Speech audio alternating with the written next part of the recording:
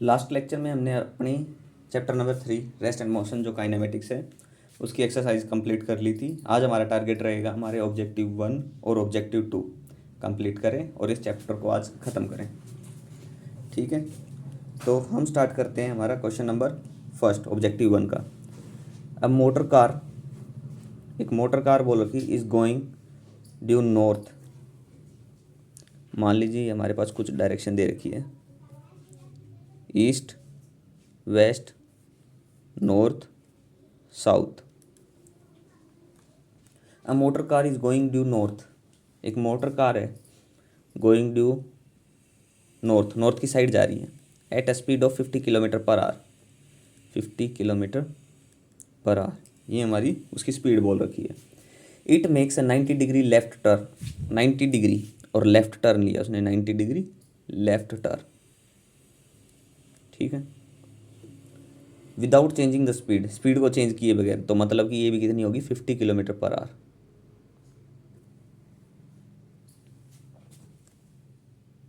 The change in the velocity of the car is about. तो जो उसकी velocity हुई है वो कितनी चेंज होगी, ये बात हो रही थी स्पीड की। स्पीड में बात करते हैं सिर्फ मैग्नीट्यूड की, डायरेक्शन की हम बात नहीं करते। तो कितनी हुआ चेंज, कितनी होगी final minus initial. Final minus initial ही होगा। फाइनल कितनी है 50 किलोमीटर पर आवर। यहाँ से हमारी जो फाइनल है वो कौन सी है 50 किलोमीटर आवर। नॉर्थ डायरेक्शन में है। ठीक है, और जो इनिशियल थी 50 किलोमीटर आवर वो किस में थी, नहीं फाइनल जो हमारी वो वेस्ट में है, वेस्ट में। और जो कि ये कौन सी थी डायरेक्शन, ये नॉर्थ थी। तो मतलब पॉजिटिव मान लीजिए कुछ, माइनस नॉर्थ मतलब नेगेटिव साइन आ गया। सिर्फ डायरेक्शन चेंज होने से पॉजिटिव हो जाएगा, तो साउथ, नॉर्थ से हो जाएगी साउथ।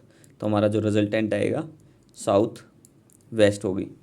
ठीक है, velocity of the car is about, direction की बात कर रहा हूँ। अब देखो, अब इसमें क्या किया है, चेंज इन वेलोसिटी कितनी हुई, तो रिजल्टेंट निकाल लीजिए इसका। रिजल्टेंट क्या होगा, square root of 90 degree angle है तो 0 हो जाएगा, तो ये आ जाएगा सीधा 50 का स्क्वायर प्लस 50 का स्क्वायर। कितना हो जाएगा टोटल, √2500 प्लस 2500। यहाँ से कितना हो गया 5020।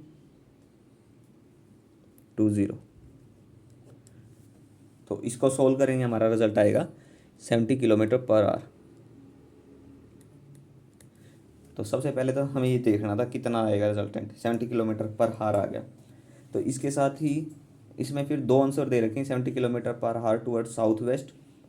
अगर मैं ध्यान दिया जाए तो साउथ वेस्ट दे रखा है और एक दे रखा है नॉर्थ और वेस्ट। अगर मैं देखूँ नॉर्थ और वेस्ट तो हमारा यही है, तो जाएगा तो मेरा ध्यान आंसर इसी पर। लेकिन एक्चुअली में देखा ना, फाइनल इनिशियल वेलोसिटी की 50 किलोमीटर पर आवर, फाइनल है तो चेंज कितना होता है, फाइनल माइनस इनिशियल होता है। फाइनल कौन सी डायरेक्शन में, नॉर्थ में, इनिशियल कौन सी में है, नहीं फाइनल वेस्ट में, नॉर्थ में इनिशियल है। थोड़ा गड़बड़ कर जाता हूँ। तो नॉर्थ में हो गया तो नेगेटिव साइन मतलब डायरेक्शन अपोजिट, तो साउथ में होगा तो रिजल्टेंट आ जाएगा इसका वेस्ट साउथ में। तो इसलिए मैंने ये बोला वेस्ट, ये हो जाएगा वेस्ट प्लस साउथ। तो वेस्ट साउथ डायरेक्शन हो जाएगी हमारी इसकी। तो ये हमारा था क्वेश्चन नंबर फर्स्ट ऑब्जेक्टिव 1 का। अब बात करते हैं हमारा question number second. Question number second इसमें क्या कहता है, एक फिगर दे रखा है, ये जो दिख रहा होगा आपको। तो इसमें क्या कह रहा है, figure the displacement time graph of particle moving on the x axis. तो ऑप्शन देखो इसमें कौन सा करेक्ट होगा। अब देखो डिस्प्लेसमेंट टाइम ग्राफ के लिए, the particle is continuously going in positive x direction. The particle is continuously going in positive x direction.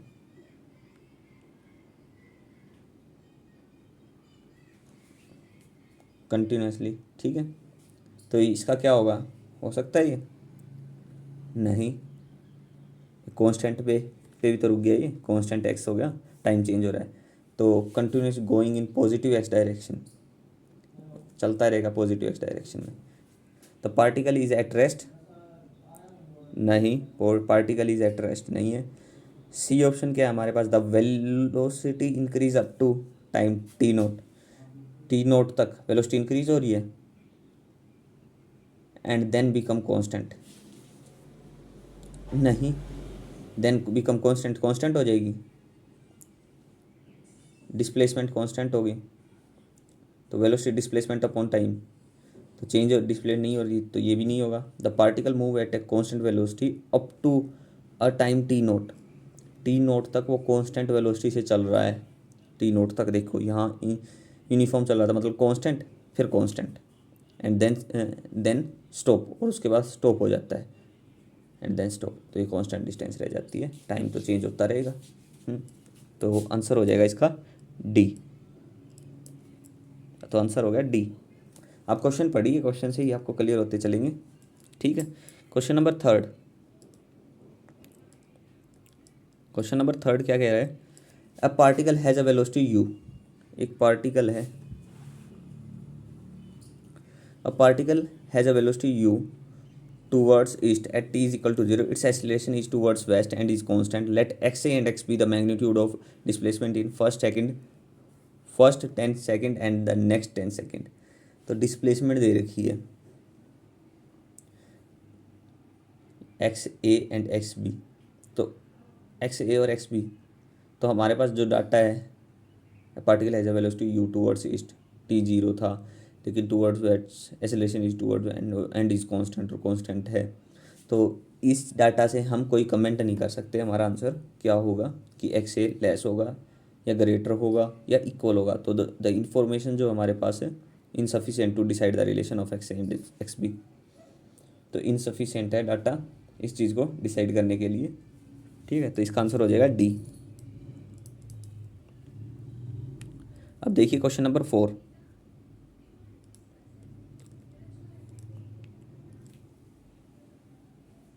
A person travelling, इसमें देखो for a next equal time, तो ये कह रहा है v1 for some time and with uniform velocity v2 for the next equal time, time equal दे रखा था, एवरेज वेलोसिटी क्या होगी, एवरेज वेलोसिटी क्या होती है, डिस्प्लेसमेंट वेलोसिटी डिस्प्लेसमेंट, अगर किसी चीज़ का एवरेज निकालना है तो कितनी है, v1 दे रखी है, v1 प्लस v2 कितनी है टोटल 2, तो v1 प्लस v2 बाई 2, ये हो जाएगा हमारा क्वेश्चन नंबर 4 का आंसर। तो आंसर हो जाएगा इसमें ए इसका आंसर हो जाएगा,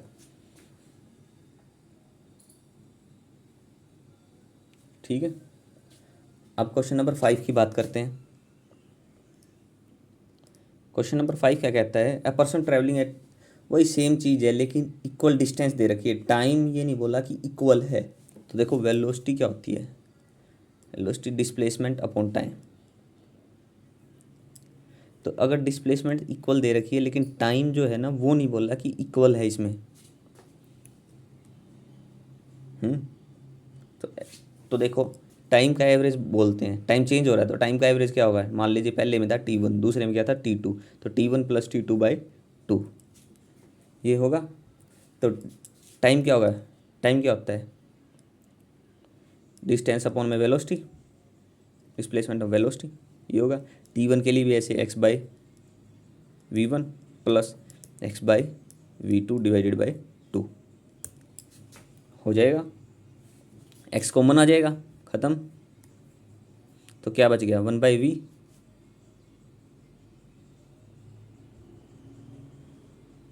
नहीं इसको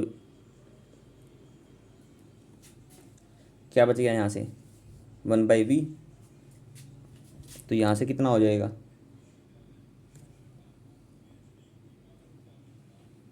तो यहाँ से कितना हो जाएगा, ये मल्टीप्लाई में आ जाएगा 2, तो ये हो जाएगा 1/v1 प्लस 1/v2, यहाँ आएगा 1/2, तो यहाँ से ये मल्टीप्लाई में आ जाएगा इसके, तो 2/v, तो इसको ये हमारा आंसर हो जाएगा, आंसर नंबर सी, मतलब ऑप्शन नंबर सी इसका आंसर होगा क्वेश्चन नंबर 5 का, ठीक है।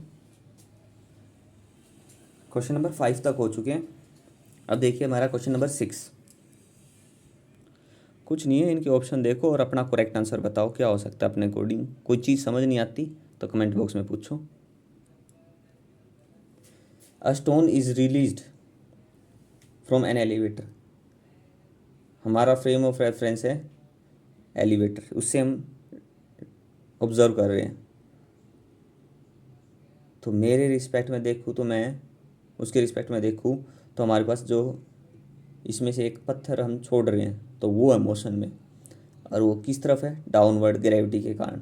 ठीक है, तो acceleration of the stone after the release, stone release है तो उसका एसिलेशन क्या, एसिलेशन ड्यू टू ग्रेविटी होगा, नीचे जाएगा, हम उस रेफरेंस में देख रहे हैं, तो इसका आंसर हो जाएगा डी।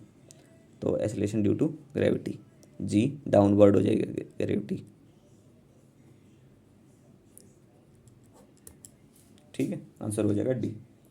बाकी ऑप्शन आप चेक कर सकते हो, आप देख सकते हो, मैंने बता दिया है आपको कैसे होगा ये चीज़।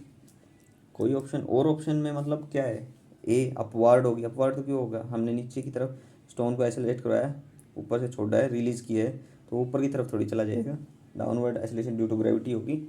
तो आप चेक कर सकते हो इसको। तो क्वेश्चन नंबर 6 का आंसर हो गया ग्रेविटी के कारण होगा।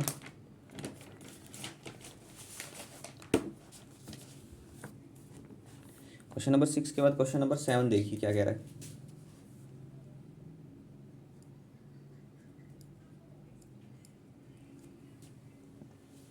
क्वेश्चन नंबर 7 क्या कह रहा है,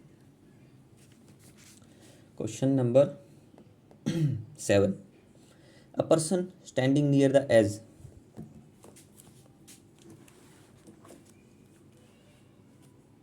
अ person standing near the edge of a top of building throw two ball A and B. देखो उसने क्या किया, एक बॉल जो है ए को वर्टिकली अपवार्ड फेंकता है, बी को वर्टिकली डाउनवर्ड फेंकता है। मान लीजिए मैं यहाँ खड़ा हूँ, मैंने एक बॉल को ऊपर की तरफ फेंका, ए को वर्टिकली डाउनवर्ड फेंका बी को। जैसे ही ऊपर गई कुछ मैक्सिमम हाइट के बाद या नीचे आएगी वापस, यहाँ पे आ गई वो, उसके बाद क्या जाएगी, उसके बाद वापस नीचे जाएगी। कहने का मतलब है, मान लीजिए ए बॉल को मैंने फेंका है, ए बॉल को मैंने फेंका, वो मैक्सिमम हाइट ए यहाँ तक गई, तो वो वापस आएगी, तो यहाँ इस पोजीशन पे वो दोबारा भी आएगी, तो यहाँ से गई है यहाँ पे आ गई, तो डिस्प्लेसमेंट कितनी हुई, 0। और वेलोसिटी क्या होती है, डिस्प्लेसमेंट अपॉन टाइम, तो उसके लिए फिर इनिशियल क्या हो जाएगा, फाइनल ये हो जाएगा। तो change in velocity, change change in position same है। तो देखो आगे क्या कह रहा है, the ball A hit the ground with the velocity, ball A जो है वो ग्राउंड को हिट करती है वेलोसिटी वी ए से, और ball B and the ball B hit the ground with the speed of v B speed से। तो वी है हमारे पास क्या होगा, वेलोसिटी ऑफ, क्योंकि हमारे velocity displacement upon time, displace कहाँ से कहाँ तक हुई है, यहाँ से यहाँ तक नीचे तक हुई है, यहाँ से ग्राउंड तक ही जाएगी। तो हम क्या कह सकते हैं इसके बारे में, इसमें कह सकते हैं velocity A is equal to velocity B. तो हमारा जो ऑप्शन सी होगा ना, सी इसका आंसर होगा, v A is equal to v B, displacement upon time होता है। ठीक है, क्योंकि वो इनिशियल पॉइंट और फाइनल पॉइंट पे डिस्प्लेसमेंट डिपेंड करेगी, इनिशियल सेम है दोनों का, फाइनल पॉइंट भी सेम है। ठीक है, तो इक्वल होंगे। क्वेश्चन नंबर 7 हो गया है हमारा। क्वेश्चन नंबर 8, अब हमारे जो इक्वेशन ऑफ मोशन उससे भी चेक कर सकते हैं इसको, क्योंकि मान लीजिए हमारे पास क्या था, v square minus u square will be equal to 2as है, एक्सीलरेशन ड्यू टू ग्रेविटी है नीचे की तरफ। ठीक है, क्योंकि हम देखेंगे वेलोसिटी बतानी है जो डिस्प्लेसमेंट अपॉन टाइम होती है, तो एक्सीलरेशन ड्यू टू ग्रेविटी है और हाइट इसकी ये दे रखी है। ठीक है, दोनों में तो सेम ही होगी, क्योंकि डिस्प्लेसमेंट तो शॉर्टेस्ट डिस्टेंस थे, तो शॉर्टेस्ट डिस्टेंस जब वो चीज़ एक पॉइंट से जाकर एक वहीं पे आ रही है, तो हमारी वहाँ पे स्पीड हम बता सकते हैं इतनी डिस्टेंस ट्रैवल के लिए, लेकिन डिस्प्लेसमेंट तो हमारी ज़ीरो हो जाएगी, तो उससे वेलोसिटी पे भी उस इसमें कोई इफेक्ट नहीं होगा, तो वो नीचे की तरफ ही काउंट करेगा। तो ये क्वेश्चन नंबर 7 था। क्वेश्चन नंबर 8 देखिए अब, in a projectile motion the velocity,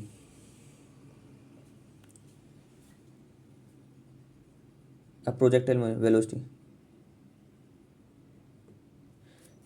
projectile motion दे रखा है, ये दे दिए, ये मान लीजिए ऐसे कोई बॉल फेंक के ऐसे आके यहाँ गिर गई ग्राउंड पे, तो ये प्रोजेक्टाइल मोशन है, is always perpendicular to acceleration. Acceleration due to gravity कहाँ है, मैक्सिमम हाइट गई, यहाँ पे एक्सेलरेशन ड्यू टू ग्रेविटी है, यहाँ पे भी एक्सेलरेशन ड्यू टू ग्रेविटी, ठीक है। और वेलोसिटी, द वेलोसिटी, इसकी वेलोसिटी, इसकी वेलोसिटी, इसकी वेलोसिटी क्या है, इसके टेंजेंट, इसके टेंजेंट होगी, तो ये वेलोसिटी यहाँ पे टेंजेंट होगी, वेलोसिटी ये एक्सेलरेशन, तो ये एक दूसरे के परपेंडिकुलर होगी, और कहीं भी होगी नहीं, और कहीं नहीं होगी। तो वेलोसिटी जो परपेंडिकुलर उसकी मैक्सिमम हाइट पे होगी एक्सेलरेशन की, तो ये देखो, तो एक ही पॉइंट आएगा, तो आंसर सी देखिए, is perpendicular to acceleration for one instant only, एक ही पॉइंट पे होगी तो वन इंस्टेंट ओनली परपेंडिकुलर होगी, तो इसका आंसर हो जाएगा सी। बस ये ध्यान रखिए कितने इंस्टेंट पे इसके परपेंडिकुलर होगी वेलोसिटी की एक्सेलरेशन, तो एक पॉइंट आ रहा है जहाँ एक्सेलरेशन और वेलोसिटी एक दूसरे के परपेंडिकुलर है, ठीक है। तो ये आंसर सी हो जाएगा इसका। क्वेश्चन नंबर 8 हो गया। अब देखिए क्वेश्चन नंबर 9 क्या कह रहा है। 9 कह रहा है to bolts are fired simultaneously horizontally and with different speed from the same, with different speeds थी from the same place, which bullet will hit the ground first, कौन सी बुलेट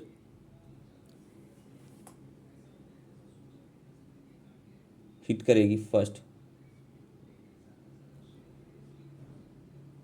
देखो सबसे पहले तो हमारा डिस्टेंस, हमारा रिलेशन प्रोजेक्टाइल जो equation of motion s is equal to u t plus half a t square, ये लगाइए।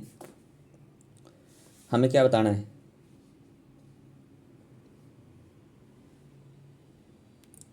हॉरिजॉन्टली फायर की गई है and with difference from the same place, which bullet will hit the ground first, कौन सी। देखो सबकी, देखो इनिशियल तो सबकी जीरो थी, दोनों में जीरो होगी, तो फॉर्मूला यही है, distance s is equal to half a t square, तो टाइम हमें फाइंड आउट करना, t square is equal to 2s/a, तो टाइम कितने आ गया, t is equal to square root of 2s/a आ जाएगा, ठीक है। तो टाइम ये हो जाएगा, तो दोनों के लिए डिस्टेंस,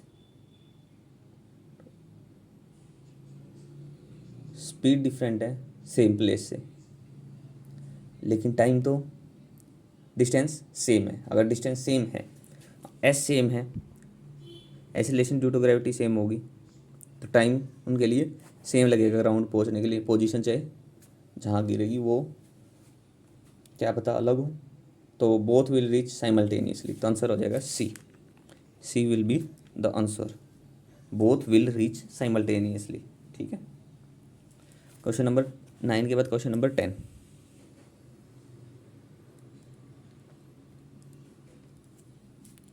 क्वेश्चन नंबर 10 क्या कहते हैं, the range of a projectile fire at an angle of theta, theta 15 degree दे रखा है आपको,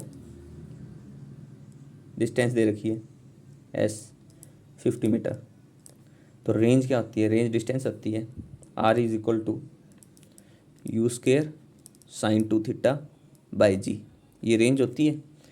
एक्स है हमारे पास, जी होता है, थीटा हमारे पास गिवन है, तो हमारे पास यू निकल आएगा यहाँ से, u square is equal to g x by sine 2 theta, theta 15 degree है तो 52 30, तो g x by sine 30 degree, तो जी कितना है,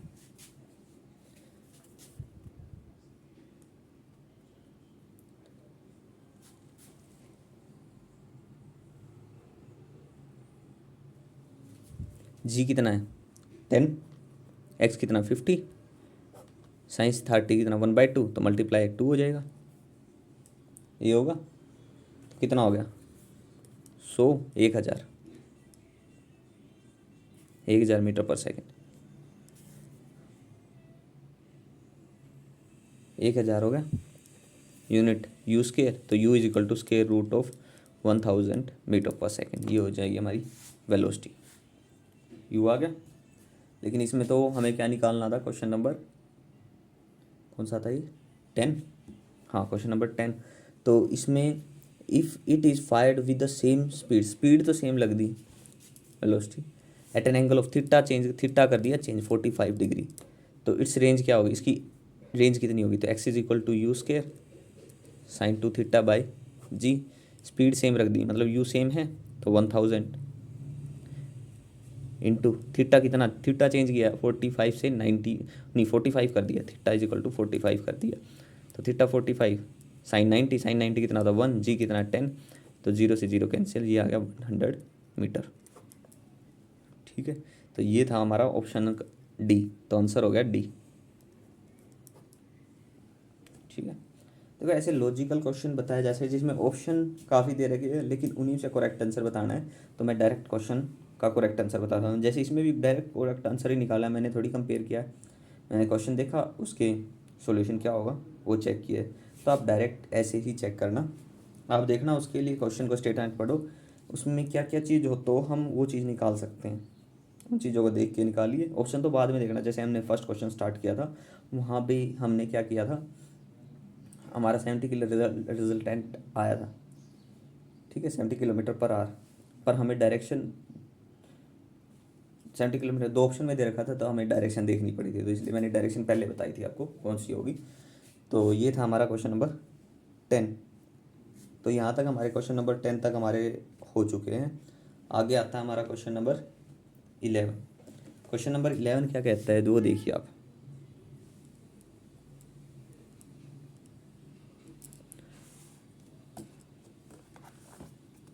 बुक से पढ़ लीजिए question. Two projectile A and B are projected with angle of projection 50 degree for the projectile A and 45 degree for the projectile B. If RA and R be the horizontal range for two projectile, then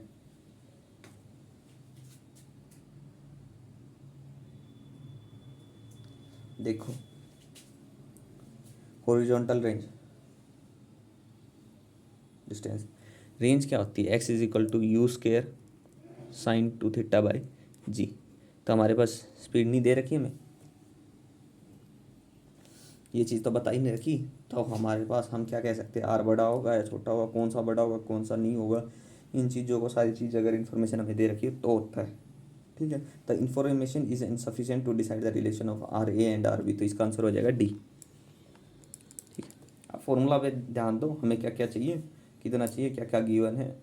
ठीक है, तो उसके according, क्योंकि अब you है, हम R A के लिए हम ज़्यादा मान लें या उसके लिए कम मान लें, उसके लिए ज़्यादा मान लें उसके लिए, तो ये सारी चीज़ें हमें गिवन हो तो अच्छे से फाइंड आउट करना होता है, फिर उससे हम कंपैरिजन कर सकते हैं हमारे ऑप्शन को, कौन सा मैच करा रही, इक्वल होगा, ग्रेटर होगा या लेस होगा, ये सारी चीज़ें। ठीक है, तो ये क्वेश्चन नंबर 11 था। उसके बाद आता है हमारा क्वेश्चन नंबर 12।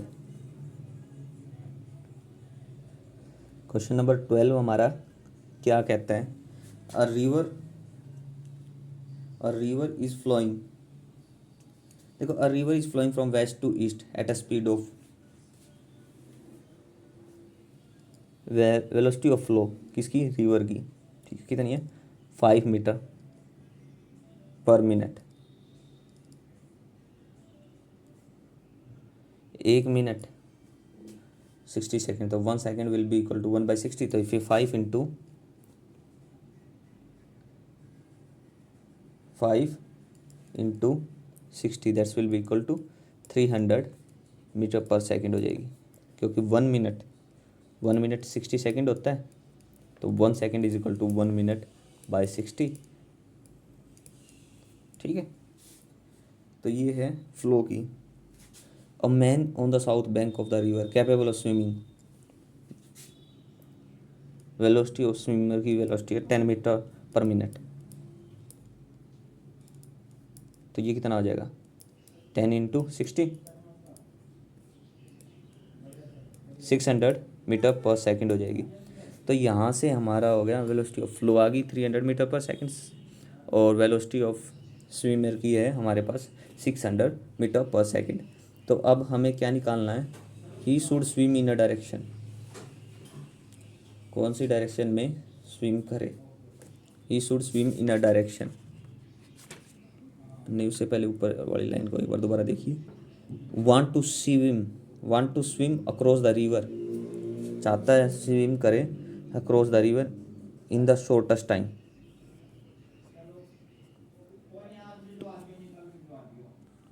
तो वो यहाँ पे पहुँचे शॉर्ट टाइम में, कितना शॉर्ट टाइम लगेगा कि वो इसके अपोजिट पहुँच जाए, ये कह रहा है। तो ये स्पीड दे रखी है आपको 60, नहीं 300 मीटर पर सेकंड। ये इस साइड दे रखी है उसकी 600 मीटर पर सेकंड। तो शॉर्टेस्ट टाइम में पहुँचने के लिए उसको क्या करना पड़ेगा, वो ऐसे, तो नॉर्थ की साइड करेगा। तो मान लीजिए उसने उसके साथ एंगल बना लिया, वो शॉर्ट टाइम में पहुंच जाए, ऐसे ट्रैवल किया तो उसने एंगल बना लिया थीटा, इसके साथ एंगल थीटा बना लिया। तो हम क्या कह सकते हैं, शॉर्ट टाइम बताना, वेलोसिटी क्या होती है, डिस्प्लेसमेंट अपॉन टाइम। हमें शॉर्ट टाइम में पहुंचाना, तो time is equal to displacement upon velocity के साथ एंगल कितना, थीटा, तो d/v कोस थीटा। थीटा अगर 90 है,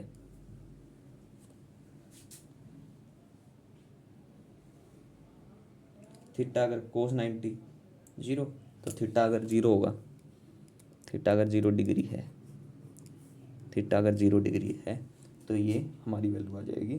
तो शॉर्ट टाइम लगेगा, तो थीटा मतलब 0 डिग्री होगा, उसी के अक्रॉस ट्रैवल करेगा, क्योंकि ट्रैवल करेगा फ्लो के साथ साथ, ऐसे ऐसे चला जाएगा, शॉर्ट टाइम लगेगा। अगर वो फ्लो के विपरीत मान लीजिए ऐसे ट्रैवल करे और वो, तो उसके ऊपर वाटर प्रेशर भी लगेगा, तो आएगा तो इधर ही, लेकिन हमें क्रॉस करना, शॉर्ट टाइम लगे, इसी के साथ फ्लो के साथ करे तो शॉर्ट टाइम लगेगा। ठीक है, theta is equal to 0 degree. तो ये था हमारा क्वेश्चन नंबर 12 का आंसर। अब क्वेश्चन नंबर 13, क्वेश्चन नंबर 12 हो गया। क्वेश्चन नंबर 13 क्या कहता है, क्वेश्चन नंबर 13 आप देखिए, ग्राफ से समझने की कोशिश कीजिए आप। देखो, वो ये क्वेश्चन भी देखना पड़ेगा हमें। चलो आपने ग्राफ देख लिया, ऐसा कुछ आप बुक से चेक कर सकते हो, मैं अब क्वेश्चन पढ़ देता हूँ।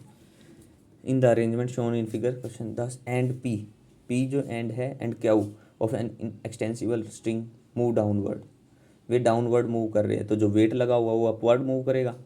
तो मान लीजिए यहाँ पे वेट लगा हुआ है, तो वेट अपवर्ड मूव करेगा, और यहाँ उसके साथ स्प्रिंग है, इसके साथ ऐसे कुछ है, और यहाँ पे पी है, तो ये पी जैसे खींचेंगे तो ये वेट अपवर्ड की तरफ मूव करेगा।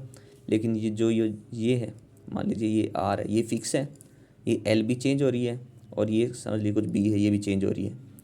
ठीक है, तो जब ये पूरी चेंज हो जाएगी तो ये आर का स्केयर किसके ऊपर होगा, l square plus b square, ये ऊपर आएगी, तो ये भी चेंज होगी और ये भी चेंज होगी, और ये नीचे जाएगी। तो आर का square will be equal to l square plus b square. तो कांस्टेंट है एल आर स्केयर, नहीं रिजल्टेंट ये है, तो b square plus b square, इसको कीजिए solve, b square plus r square that's will be equal to l square, ये होगा। आर कांस्टेंट, इसका डेरिवेटिव 0 हो जाएगा, तो 2b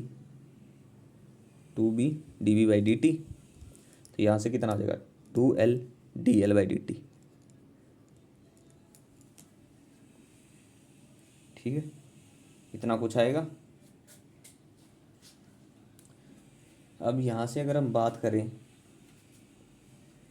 तो हमारी वेलोसिटी क्या आती है, डिस्प्लेसमेंट अपॉन टाइम। तो और जो इसके साथ एंगल दे रखा है ना, वो थीटा है, थीटा है, तो ये क्या है, बेस अपॉन हाइपोटेन्यूज।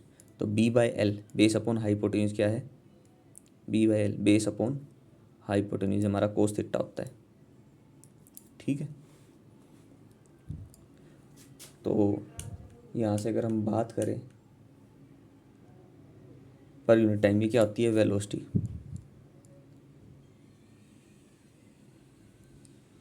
तो dv/dt क्या हो जाएगा, यहाँ से dv/dt कितना आ जाएगा, dl/dt कितना आ जाएगा, वेलोसिटी मान लीजिए u है, तो b/l हमारा कोस थीटा है, 2 से 2 खत्म हो जाएगा, तो ये आ जाएगा कोस थीटा, तो u/कोस थीटा, ऐसा कुछ रिजल्ट आएगा।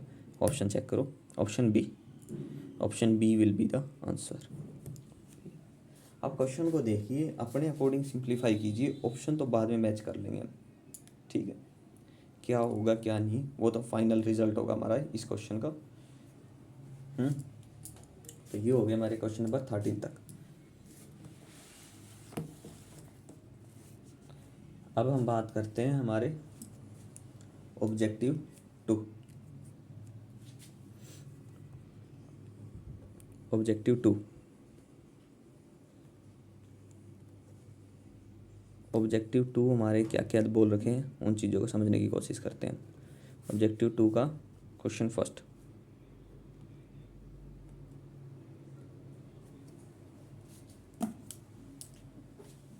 हमने क्या दे रखा, consider the motion of the tip of the minute hand of clock in 1 hour. Minute hand है, मान लीजिए 12 यहाँ है, यहाँ से स्टार्ट होती है, तो 1 घंटा जब वह मिनट हैंड वाली फिर वापस यहाँ पहुँच जाए तो डिस्प्लेसमेंट कितनी होगी, 0। डिस्प्लेसमेंट 0 है तो एवरेज वेलोसिटी कितनी होगी, वो भी 0। तो average velocity 0, displacement is 0, distance तो होगी, एवरेज स्पीड भी होगी, तो मतलब ए और डी इसका आंसर हो जाएगा। ए और डी इसका आंसर हो जाएगा, ठीक है।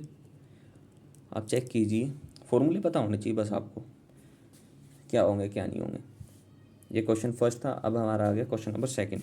क्वेश्चन नंबर सेकंड जो है ना वो भी बड़ा सिंपल दे रखा है, इसमें कुछ भी नहीं पूछ रखा ज़्यादा। क्वेश्चन सेकंड क्या कहता है देखिए, अब a particle move along the x axis.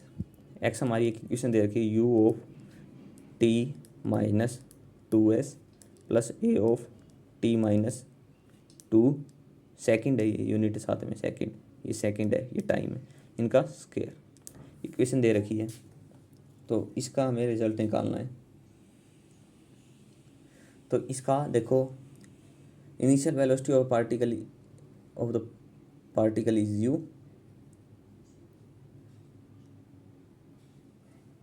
the acceleration of particle is a, the acceleration of the particle is 2a, acceleration of the particle is 2a। कुछ नहीं है, एक्सेलरेशन क्या होगी, एक्सेलरेशन होगी क्या, इस फॉर्मूला को खोलो। सबसे पहले देखो, the particle is 2a at t is equal to 2 second is at the origin, t is equal to 2। t को अगर हम 2 रखते हैं यहाँ पे, t is equal to 2, 2 2 cancel 0, तो ओरिजिन पे होगा, ठीक है। तो डी ऑप्शन हो गया। और initial velocity of the particle is u, तो वेलोसिटी क्या होती है, dx/dt, ठीक है। इस फॉर्मूले को x की वैल्यू यहाँ रख के डेरिवेटिव कीजिए, तो हमारे पास अगर u आ गया तो ये ऑप्शन ए भी करेक्ट होगा, अदरवाइज नहीं होगा। एक्सीलरेशन क्या होता है, dv/dt। अब वो देखो, अब एक्सीलरेशन पार्टिकल इज ए, अगर ए आता है तो ठीक है, अगर ए नहीं आता तो गलत है। The acceleration of particle is 2a, 2a आएगा। कैसे, देखो ये दिखा देता हूँ एक्सीलरेशन वाला सोल्व करके। तो एक्सीलरेशन यही सोल्व करना पड़ेगा सबसे पहले, तो x/t, तो x ये है,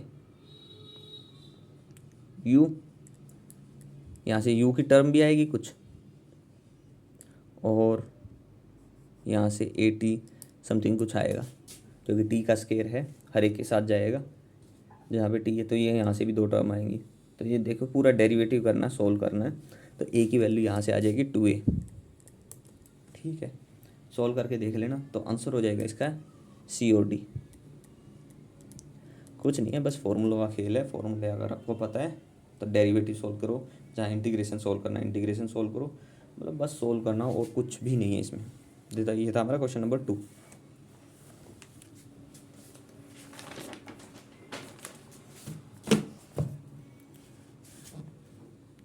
के बाद क्वेश्चन नंबर 3।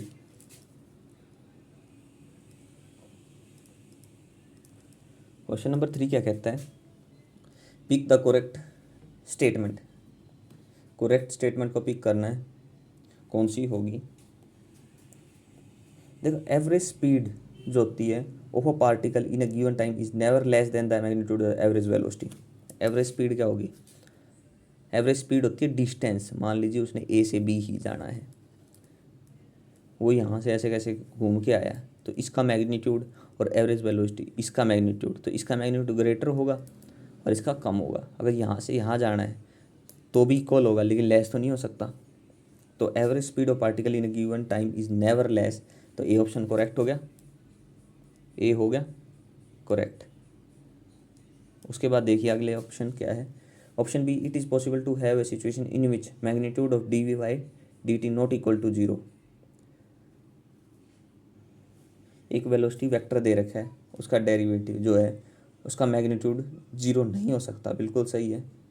अगर वो डेरिवेटिव हो रहा है, अगर डेरिवेटिव है उसका, तो उसका मैग्नीट्यूड जीरो की जगह कुछ ना कुछ वैल्यू होगी। लेकिन मैग्नीट्यूड ऑफ वी, मैग्नीट्यूड निकाल लिया उसका, कांस्टेंट क्वांटिटी, उसका डेरिवेटिव तो जीरो हो सकता है, बिल्कुल हो सकता है। तो ये बी भी हमारा आंसर हो गया। ठीक है, क्वेश्चन नंबर कौन सा चल रहा है, थर्ड। तो एवरेज वेलोसिटी, क्वेश्चन ये ऑप्शन देखो सेम है दोनों। Average velocity of a particle is zero at a in a time interval, किसी टाइम इंटरवल में मान ले दे दिया कुछ टाइम इंटरवल, उसमें एवरेज वेलोसिटी जीरो है। तो it is possible instantaneous velocity is never zero in the interval. Instantaneous velocity किसी पॉइंट पे अगर इंस्टेंटेनियस वेलोसिटी की बात करें तो वो जीरो नहीं होगी, ठीक है। लेकिन it is possible the instantaneous velocity is never zero in the interval, कभी जीरो नहीं होगी, ये पॉसिबल है नहीं। नहीं, ये सर्कुलर मोशन की बात हो रही है यहाँ पे एक स्ट्रेट लाइन में बोल रहा है। द एवरेज वेलोसिटी जो होगी, एवरेज वेलोसिटी डिस्प्लेसमेंट फाइनल पे चल गया, लेकिन इंस्टेंटेनियस तो कुछ ना कुछ होगी अगर सर्कल में मोशन है तो सी ऑप्शन हमारा करेक्ट हो जाएगा। लेकिन अगला डी में जो है ना वो स्ट्रेट लाइन बोल रखी है, straight line. The average velocity straight line, straight line में अगर एवरेज वेलोसिटी जीरो है तो इंस्टेंटेनियस भी zero, it is possible the instantaneous never zero, नहीं हो सकता। तो ये ऑप्शन ए बी सी इसका आंसर हो गया। ये हमारा क्वेश्चन नंबर 3 था। अब बात करते हैं हमारा क्वेश्चन नंबर 4 की। क्वेश्चन नंबर 4 क्या कहता है, देखो क्वेश्चन 4 है एन ऑब्जेक्ट में हैव, किसका, देखो इसके ऑप्शन देखो, vary speed, varying speed, speed को अगर वेरी करें विदाउट हैविंग वेरी वेलोसिटी। एक मिनट रुकिए,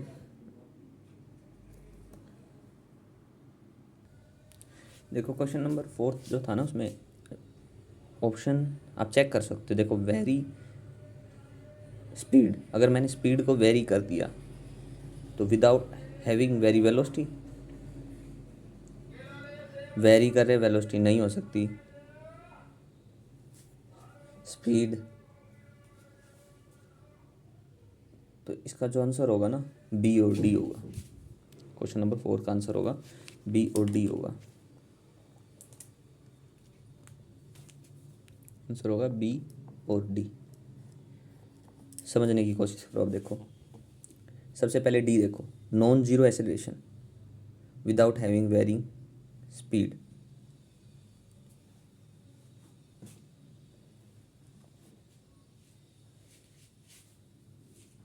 नॉन जीरो एक्सेलरेशन होगी without having vary speed, speed को वेरी करे बगैर, बिल्कुल नॉन जीरो एक्सेलरेशन हो सकती है विदाउट हैविंग वेरी वेलोसिटी,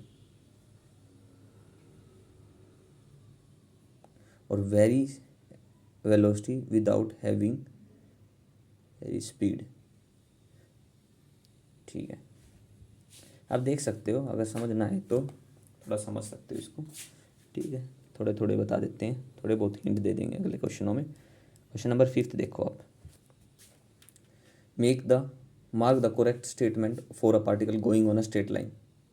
अगर स्ट्रेट लाइन में मूव कर रहा है, स्ट्रेट लाइन में अगर मूव कर रहा है तो इसके ऑप्शन देखो हमारे पास क्या क्या होंगे।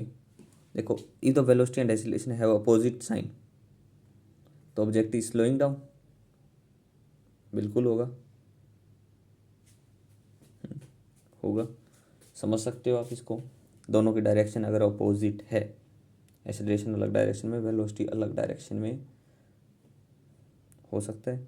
ठीक है, if the velocity is zero at any instant the acceleration should also be zero at that instant, उसी इंस्टेंट पे एक्सेलरेशन जीरो होगी, बिल्कुल होगी अगर किसी पॉइंट पे वेलोसिटी जीरो है तो। अब फॉर्मूले पता होने चाहिए, बस देख सकते हो। If the velocity is zero, if the velocity is zero for a time interval, तो the acceleration is zero at any instant within the time interval. हाँ होगी ये भी, किसी इंटरवल में बात करें तो इसका आंसर होगा नहीं नहीं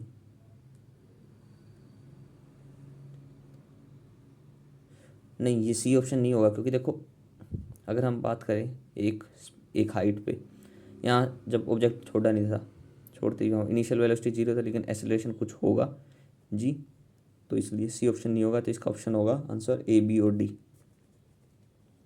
ए बी और डी। ठीक है, क्वेश्चन नंबर 5 का ए बी और डी, नहीं 5 का, 5 था ये। तो क्वेश्चन नंबर 6 क्या कह रहा है, अब देखो, the velocity of a particle is zero at t is equal to zero, the acceleration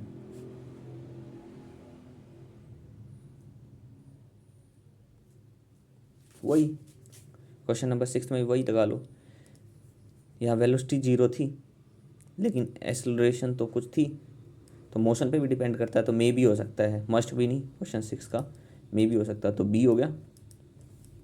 उसके बाद if the acceleration is zero, अगर एक्सेलरेशन जीरो है तो speed is also zero in this interval, तो स्पीड भी जीरो हो जाएगी। ठीक है,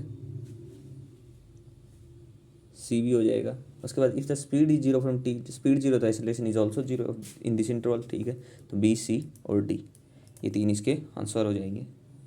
ठीक है, ये क्वेश्चन नंबर 6 था। क्वेश्चन नंबर 7 और क्वेश्चन नंबर 8। सबसे पहले क्वेश्चन नंबर 8 देखो, the velocity time plot for a particle moving in straight line shown in figure. तो ये दे रखा है, तो इसमें देखो velocity with respect to time, तो मतलब एक्सेलरेशन कांस्टेंट एक्सेलरेशन से मूव हो रहा है। ठीक है, डिस्प्लेसमेंट कितनी है, डिस्प्लेसमेंट की बात हुई है, तो पहला ऑप्शन तो करेक्ट हो गया, but has never turn around, नहीं गलत है ये। द पार्टिकल है जीरो डिस्प्लेसमेंट, डिस्प्लेसमेंट जीरो होगी। The average speed particle has zero displacement होता है, जीरो डिस्प्लेसमेंट मतलब जहाँ से स्टार्ट हुआ वहीं आ गया, नहीं। तो average speed in the interval 0 to 10 second is the same, 0 to 10 second is the same as the average speed in the interval 10 to 20 second. Average speed magnitude की बात होगी, वही जो इसमें है वही इसमें है, तो हाँ ठीक है, तो ए था ना, हाँ ए और डी इसका आंसर हो गया, इसका आंसर हो गया ए और डी। आप क्वेश्चन को बुक से चेक करना, ठीक है, और उसका फॉर्मूला देखना क्या होता है, और ग्राफ किस हिसाब से दे रखा है, आप चेक करोगे तो आपको समझ आ जाएगा इसका क्या आंसर होगा। क्वेश्चन नंबर 7 को एक बार देखते हैं, क्वेश्चन नंबर 9 और देखिए आप। क्वेश्चन नंबर 9 है, इसमें फिगर दे रखा है, फिगर देख के आपको जवाब देना, आंसर क्या होंगे। अब ऑप्शन देखो, the particle has come to rest 6 time, देखो पी कितने, 1 2 3 4 5 6, हाँ 6 के बाद रेस्ट में आ जा रहा है वो, ठीक है, बात बिल्कुल सही है, तो ए ऑप्शन हो गया।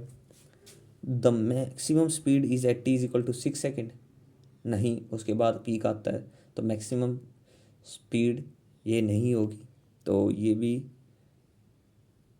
गलत है, बी गलत है। उसके बाद सी ऑप्शन देखिए, द एवरेज, नहीं डी है ये, the average velocity for the total period show is negative. Average velocity, average velocity देखियो, आप जब निकालोगे ना पीक देखोगे तो कितनी आ रही है मैक्सिमम, और लो जा रही है, तो जब इसकी वैल्यू निकालोगे तो आपको पता चलेगा कि वो नेगेटिव आएगी। ठीक है, तो ए डी भी आंसर ठीक है। और एक सी को और check, the velocity remain positive for t is equal to 0 to t is equal to 6 second.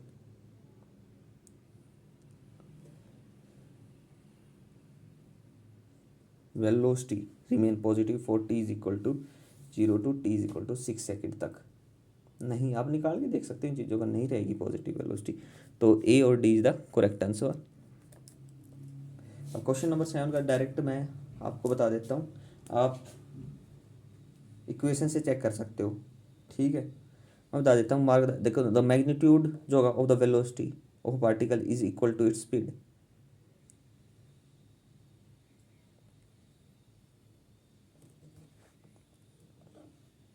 उसकी स्पीड के इक्वल हो सकता है? हाँ बिल्कुल हो सकता है।